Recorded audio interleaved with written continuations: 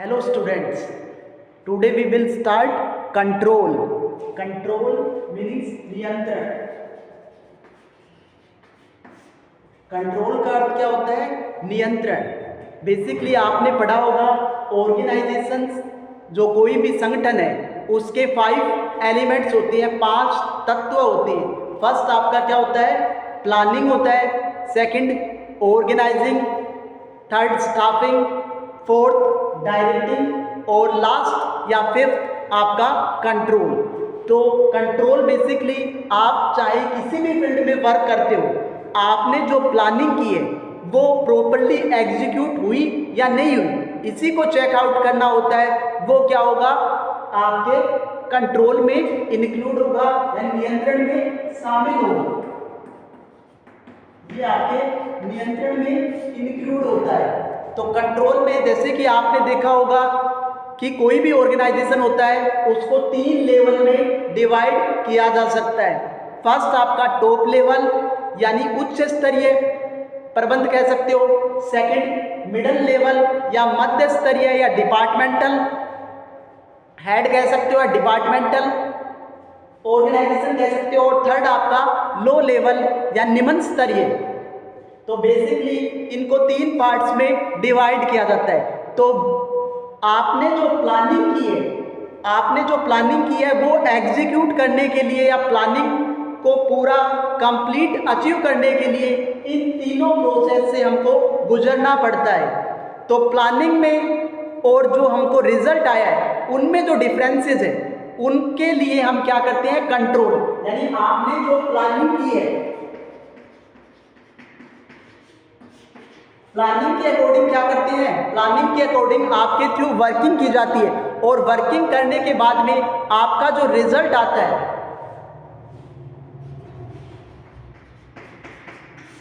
इन दोनों के डिफरेंस को कम करने के लिए या इन दोनों के डिफरेंस को कम करने के लिए हम क्या करते हैं?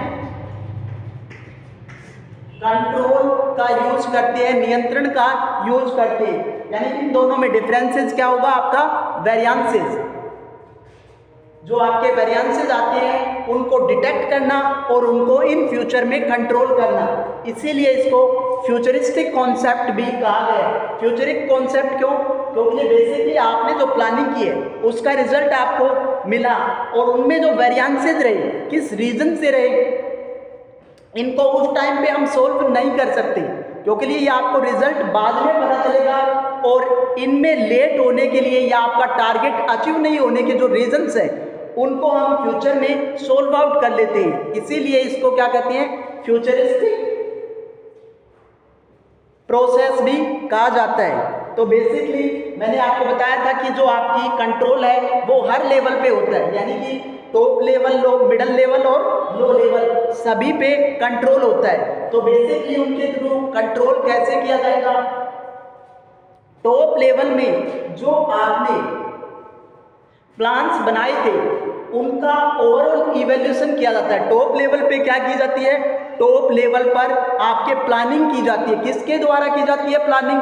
जो आपके सीईओ है या आप ये कह सकते हो टॉप लेवल के जो आपका मैनेजमेंट होता है उसके थ्रू प्लानिंग की जाती है. तो वो ये चेकआउट करते हैं कि उसके अकॉर्डिंग हमको रिजल्ट मिला क्या, और वो भी क्या? ओवरऑल रिजल्ट चेक करते हैं. यानी कि पर्टिकुलर जो आपका ऑर्गेनाइजेशन है उसके सभी डिपार्टमेंट ने कितना अचीव किया, हमने जो डिसाइड किया था वो हमको अचीव हुआ क्या. तो इसमें ओवरऑल इवैल्यूएशन किया जाता है पूरे ऑर्गेनाइजेशन का. ऐसे ही आपकी मिडिल लेवल पे क्या होता है? मिडिल लेवल पे किसको कंट्रोल किया जाएगा? मिडिल लेवल पे आपके डिपार्टमेंट्स होते हैं और डिपार्टमेंट में जो आपके प्लान हैं उनको एग्जीक्यूट किया था. क्योंकि लिए आपके अलग अलग टाइप के डिपार्टमेंट होते हैं, purchase department, sales department, finance department. तो आपके जो अलग अलग टाइप के डिपार्टमेंट्स हैं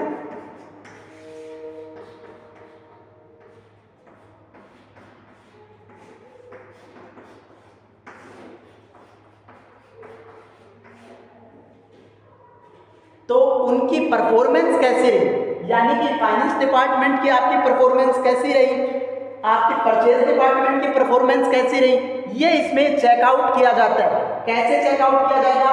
परचेज डिपार्टमेंट ने टाइमली अपने प्रोडक्ट को परचेज किया क्या, प्रॉपर कॉस्ट पे परचेज किया क्या, हर टाइप की जो फैसिलिटी है वो टाइम पे अवेलेबल करवाई क्या, ये सब चीज़ें किसमें चेक की जाएगी?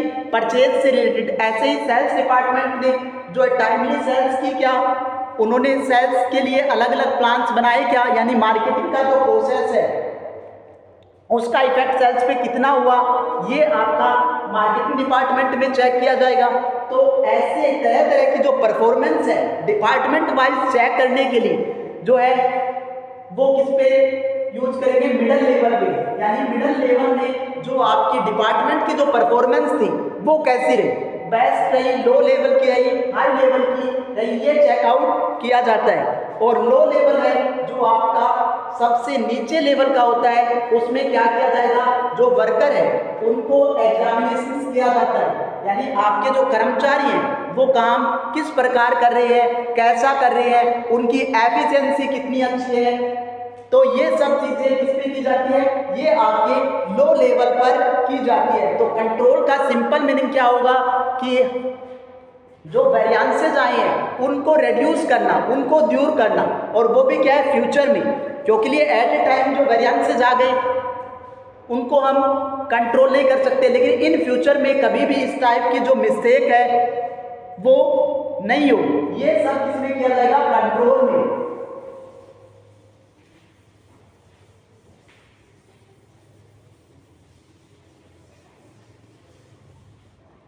इसी बेसिस पे कंट्रोल की अलग अलग कैरेक्टरिस्टिक्स डेवलप होती है। फर्स्ट है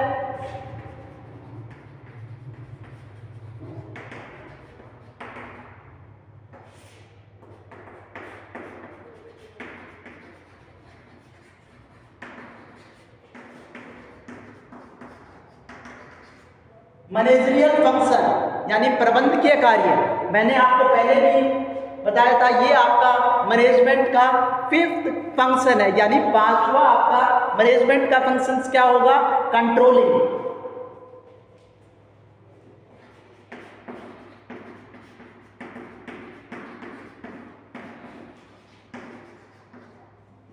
सेकंड क्या है? Continuous process. कॉन्टिन्यूअस प्रोसेस यानी निरंतर प्रक्रिया। तो ये आपकी जो बिजनेस में है साइकिल की तरह रोटेट होता रहता है। ये क्या है? साइकिल की तरह रोटेट होता रहता है। हर लेवल पर जो है आपको कंट्रोल की रिक्वायरमेंट होती है, इसीलिए इसको क्या कहा गया है? Continuous process. थर्ड आप ये कह सकते हो कि फ्यूचरिस्टिक प्रोसेस,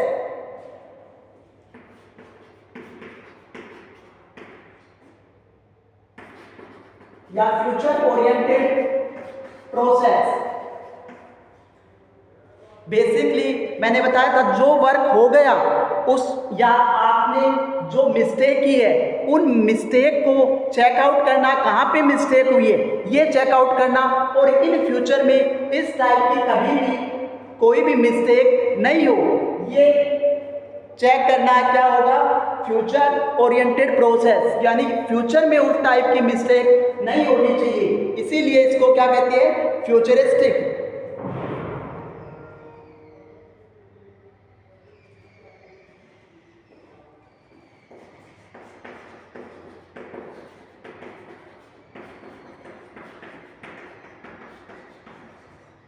गाइडिंग एक्टिविटीज यानी मार्गदर्शक। बेसिकली आपने देखा भी होगा कि इसमें जो उनके सुपीरियर होते हैं वो उनको गाइड करते हैं कि आपको जो टारगेट दिया गया था उसको ऐसे रिसीव करना है, ऐसे प्राप्त करना है, ये सब चीजें चेकआउट की जाती है।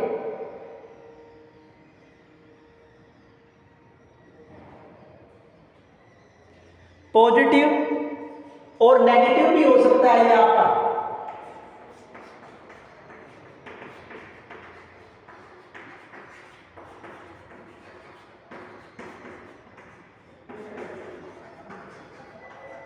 यानी कि आपका जो कंट्रोल है वो पॉजिटिव भी हो सकता है और नेगेटिव भी हो सकता है।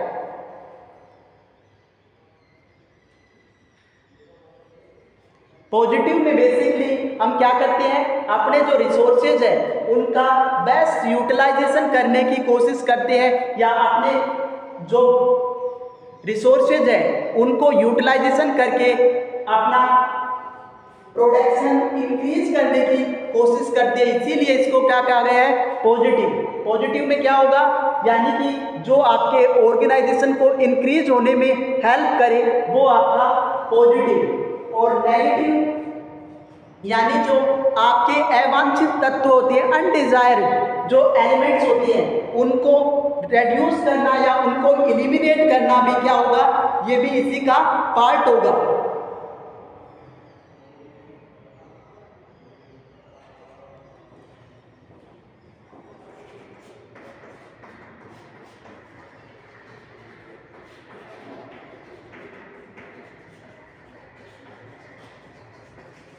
डिफरेंस फ्रॉम इंटरफेरेंस यानी हस्तक्षेप से भिन्न होता है।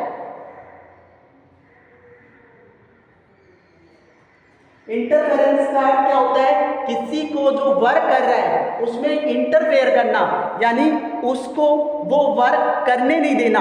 जबकि आपकी जो कंट्रोल है उसमें क्या होता है, एफिशिएंसी को इंक्रीज करना किया जाता है। इंटरफेरेंस में आपने देखा होगा, जैसे ए को अच्छे से प्रॉपर्ली वर्क आ रहा है, फिर भी जो है उसका हेड उसके वर्क में इंटरफेयर कर रहा है, तो बेसिकली इसमें क्या होता है, इसमें आप उसको वर्क नहीं करने देते। जबकि आपके कंट्रोल में क्या किया जाता है, उनकी एफिशिएंसी को इंक्रीज किया जाता है, यानी कि जो वेरिएंसेस आ रही है, जो कमियां आ रही है, उनको दूर करने की कोशिश की जाती है। बेसिकली कंट्रोल में क्या होगा, स्वनियंत्रणता या स्वायत्तता, ऑटोनॉमी प्रोवाइड की जाती है, और ऑटोनॉमी प्रोवाइड करने से वो अपने वर्क को और एफिशिएंटली कर पाता है।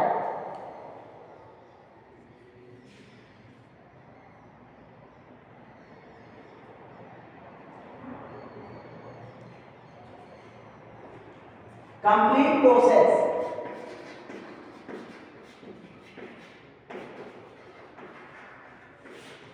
यानी कि ये अपने आप में पूर्ण प्रोसेस है।